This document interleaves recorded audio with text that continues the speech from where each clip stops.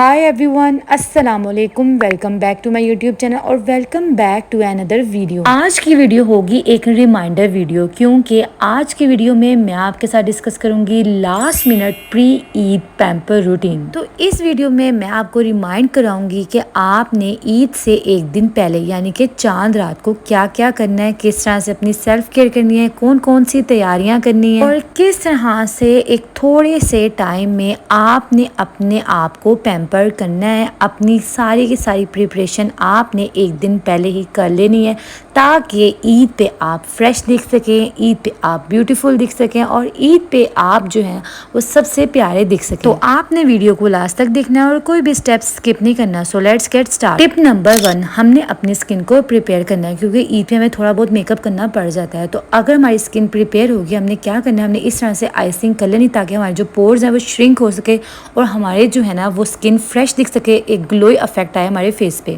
तो ये काम आपने ईद से एक दिन पहले ही कर लेना, यानी कि चांद रात को। और फिर आपने करनी है स्किन पॉलिश, जिसके बहुत सारे स्टेप नहीं है। गोल्डन पर्ल की ये प्रिपेयर स्किन पॉलिश है जो कि बहुत ही ज़्यादा इफेक्टिव है और इसके रिजल्ट्स भी बहुत ज़्यादा अच्छे हैं। इसके अंदर क्लींजर, स्क्रबर, हर चीज़ मौजूद है। आपने सबसे पहले तो अपने फेस पे रोज़ वाटर का स्प्रे करना है ताकि जो आपका फेस है वो थोड़ा सा वेट हो जाए, और फिर आपने बिल्कुल बारीक सी पतली सी लेयर इस स्किन पॉलिश की अपने फेस पे अप्लाई करनी है। तो फेस और नेक पे अप्लाई करने के बाद आपने क्या करना है, आपने हाथों से अच्छी तरह से मसाज करनी है और मसाज करने के बाद 5 से 10 मिनट के बाद आपने क्या करना है कि आपने इसको फेस वॉश कर लेना है। आप देख सकते हैं ग्लो। टिप नंबर 2, हमने एक हेयर मास्क प्रिपेयर करना है। एग और योगर्ट के अंदर हमने डालना है कोई सा भी एसेंशियल ऑयल। मुझे आलमंड ऑयल सूट करता है तो मैं यही ऐड करूंगी, क्योंकि ये प्रोटीन मास्क है तो आपने बहुत ज़्यादा जो है इसके अंदर आलमंड ऑयल ऐड नहीं करना है, या कोई सा भी ऑयल जो आप ऐड करना चाह रहे हैं। और इस तरह से आपने अपने पूरे हेयर पे ये मास्क अप्लाई कर देना है। ये एक केराटिन मास्क है जिसको आप घर में खुद भी प्रिपेयर कर सकते हैं और आपके हेयर को स्मूथ, सिल्की, शाइनी बना देगा।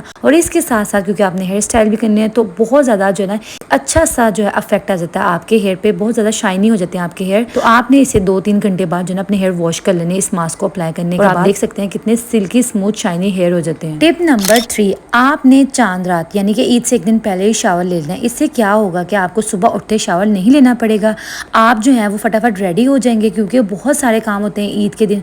तो अगर आपने रात को ही शावर लिया होगा तो आप सुबह उठ के ईजिली रेडी हो जाएंगे। टिप नंबर 4, आप पार्लर में जाके या फिर आप खुद घर में भी आप इस तरह से अपने अपर लिप्स और आईब्रो वगैरह जो है वो सेट करवा लें। ये एक ऐसा काम है जो कि हमें बिल्कुल ईद के पास जाके ही करवानी पड़ती है, क्योंकि अपर लिप्स और आईब्रो जो है वो फिर से बढ़ जाती है। बॉडी और फेस के अनवांटेड हेयर रिमूव करने के कुछ मेथड्स हैं जो मैं आपके साथ शेयर कर रही हूँ और पहले भी शेयर किए हुए हैं। अगर आपने फेशियल हेयर रिमूव करने तो आपको टिंकल रेजर यूज़ करना पड़ेगा। बॉडी हेयर रिमूव करने तो आप इस तरह के बॉडी सेफ्टी रेजर यूज़ कर सकते हैं, या फिर आप वैक्स भी यूज़ कर सकते हैं वैक्स स्ट्रिप के साथ, या फिर आप एप्लीकेटर यूज कर ले, जो भी आपको सूटेबल लगता है। टिप नंबर 5, तो ईद से एक दिन पहले रात को सोने से पहले आपने अपनी लिप की स्क्रबिंग करनी। इसमें 3 टेबलस्पून शुगर चाहिए, 2 टेबलस्पून हमें हनी चाहिए और आप थोड़ा सा कोई भी फूड कलर भी ऐड कर सकती हैं, बस खूबसूरती के लिए ये एडिशनल चीज है। इन तीनों इंग्रेडिएंट्स को आपने अच्छी तरह से मिक्स करना है और यहाँ पे हमारा लिप स्क्रब रेडी हो गया। और आपने अच्छी तरह से इस लिप स्क्रबर के साथ अपने लिप्स की अच्छी तरह से मसाज करनी है।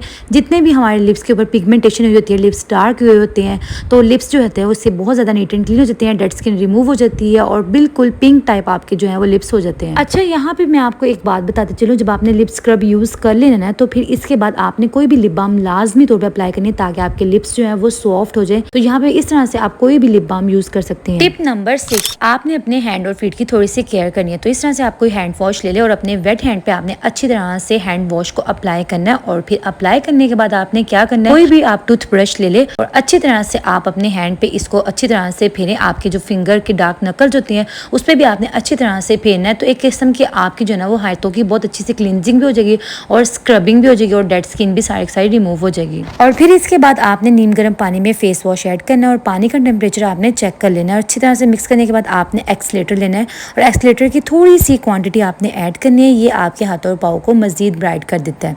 तो इस तरह से थोड़ा सा आपने एक्सलेटर इसके अंदर ऐड करना है और एक वाइटनिंग कैप्सूल आपने इसके अंदर स्क्वीज फ्रीज कर देना है। बहुत ही खूबसूरत से आपके पाँव और हाथ हो जाएंगे। लेमन आपने अच्छी तरह से अपने हैंड पे जो है वो फेरना है ताकि जितनी भी जो टैनिंग है, डेड स्किन है, वो रिमूव हो जाए आपके हाथों के ऊपर से। और फिर आपने क्या करना है कि अपने हैंड को इस पानी के अंदर डिप करके रखना है। और सेम यही प्रोसीजर आपने अपने फीट के लिए भी रिपीट करना है। आपने क्या करना है, अपने फीट को पानी के अंदर डिप करके रखना है और फिर कुछ देर के बाद जब ये सॉफ्ट हो जाए तो आपने क्या करना है, एक ब्रश लेना है और अच्छी तरह से अपने नेल्स के ऊपर, पाँव के फिंगर के नकल्स के ऊपर, अपने पाँव के ऊपर अच्छी तरह से इस ब्रश को फेरना है। Next step is step number 7। और आपने क्या करना है कि रात को ही आपने जो भी सुबह आपने ईद पे ड्रेस पहना है उसको अच्छी तरह से प्रेस करके रख लेना है, क्योंकि बाज़ दफ़ा क्या होता है कि हम सुबह सुबह जल्दी में होते हैं, बच्चों को तैयार करना होता है, खुद को भी तैयार करना होता है, हस्बैंड को भी तैयार करना होता है।